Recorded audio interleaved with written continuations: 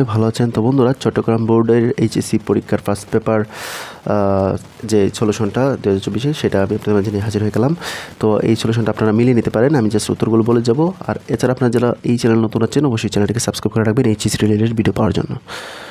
তো এক নম্বর যে উত্তরটা আমি জাস্ট বলে যাই, এর যে এর উত্তর হবে 3 দ্য স্টাডি অফ ম্যাথমেটিক্স, এবং 2 এর বি হবে 1 টু জাজ thing reasonably and take wise decision, C হবে 1 পার্সোনালিটি, ডি হবে 3 এন্টায়ারলি, ই হবে রেশনাল, এফ হবে লিবারাল, জি হবে বেনিফিটস ফর এডুকেশন, এইচ হবে ইন্টেন্স ডিসলাইক, আই হবে 2 not only from educational institute but also from family, society, nature, from experience of life, J হবে 3 the future. এবং যে flowchart, সেই ফ্লোচার্টটা আমি আপনাদেরকে দেখিয়ে দিচ্ছি। ফ্লোচার্টের যে উত্তরটা আপনারা এখানে দেখে রাখুন। 2 হবে ভেরি ভেগু, 3 হবে ফিল্ড উইথ জয়ফুল ইমোশন, 4 হবে ফ্রাইটেনিং ইমেজ, 5 হবে ফোকাস অ্যান্ড আন্ডারস্ট্যান্ডিং, 6 হবে আনক্লিয়ার অ্যান্ড কনফিউজিং। এবং 3 এর যেই 4 এর যে উত্তরটা সেটা আমি বলে দিই।